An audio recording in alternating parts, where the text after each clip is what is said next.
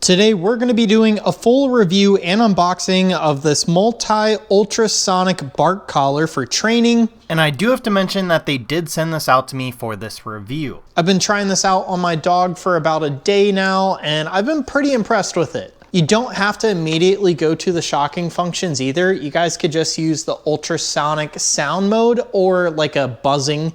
And for me, that's been plenty for my dogs. My dog feels pretty comfortable wearing this and it fits her just fine, and it's been doing a pretty good job for us. So anyways, with that being said, let's go ahead and cut to the unboxing portion of this video. So welcome to the unboxing portion of this video. We're traveling back into the past to unbox this. So hopefully you guys already saw some footage of my dog actually using this. But anyways, this is the TC-012 multi-ultrasonic bark collar. Let's get straight into the unboxing. So we have some user guides right here and just some instructions to kind of help us learn how to use this device, because there are a lot of settings on these things. So there's like some tape here that we could pull off. Just make sure that you guys read the caution sign. If you guys are using a collar like this, it's very important to actually not leave it on your dog all the time, because these prongs right here for the electric function can dig into your dog's neck, and it's just not good. So make sure that you guys aren't leaving this on your dog all the time. So on the front here, we have a plastic piece that you guys can pull off. It just protects the screen. And we have a very adjustable neck strap here. The materials seem pretty good. And the main part of this right here feels very solid as well. We even have a few buttons on the back, and we'll definitely take a closer look at that. So these prongs for the actual electric mode can be twisted off, it seems. You may need a tool to do so, but sometimes I just take them off. I have a similar one and I just use it without the prongs, and I only use that vibration high frequency sound mode instead. Only because that's all my dogs need. Your dog may require a little bit more than mine, so that's why they got you with these, especially if they have long hair. So inside of the box, we have some more instructions here. That's kind of cool how that came out.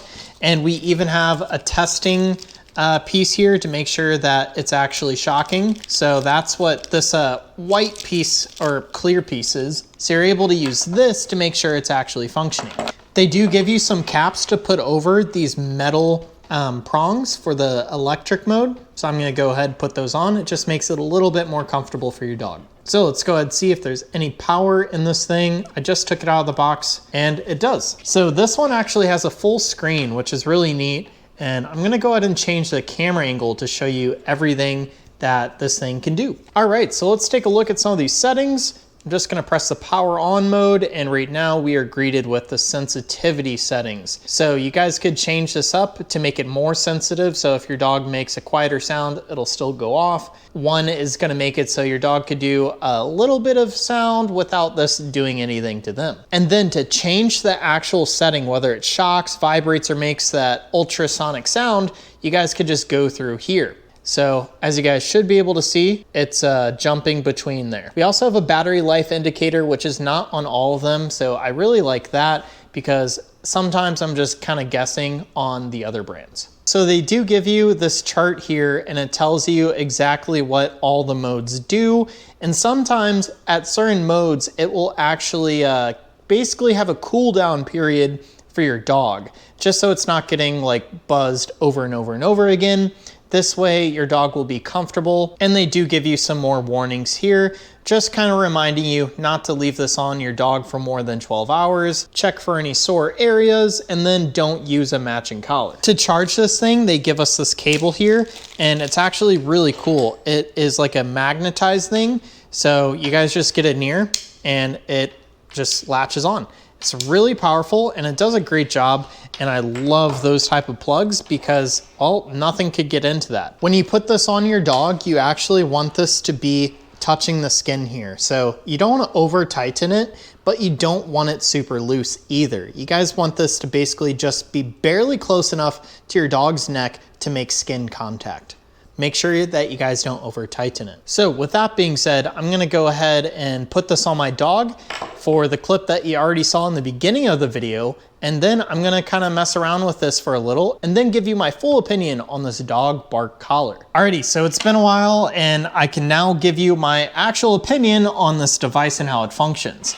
I will say I love the settings on this thing. It's a lot easier to adjust and turn on and off. I also really like the fact that there's a battery life indicator, and overall the screen just looks really cool. Don't know if you guys could see it from there, but it's pretty bright and it really helps you adjust the settings. To me, the most important thing about these is being able to easily adjust the settings on the go while your dog's running around, while it's on your dog and stuff like that. I will say the buttons are on the back, so if it is on your dog, it's gonna be a little bit more difficult to get to them, but you guys still can, especially if these prongs are in place. That being said, it shouldn't be that tight anyways, so you guys should be able to slip a finger back here, but just remember that the power button is always gonna be on this side. You'll probably have to take a look at your own just for that to make sense, because maybe my camera's flipping everything in this image, but it's important to know where the button locations are, so if it's on your dog and you need to adjust something quickly, you can. The quality of the actual materials in this thing, it's just fine. I don't see any problem with the actual collar. It seems very strong. The clips seem just fine. They are plastic, but with this, it's not something that's meant to actually hold your dog. It just needs to stay on their neck. So it doesn't need to be super strong anyways. We have a massive gauge here, and you guys could just tighten this up and cut off the excess. So it's very adjustable. You guys could use it for basically any size dog, it seems. They probably do have weight requirements on here. Just check that out before you guys grab one of these. But overall, very impressed, and this thing does a great job. So that's my full review of this dog bark collar.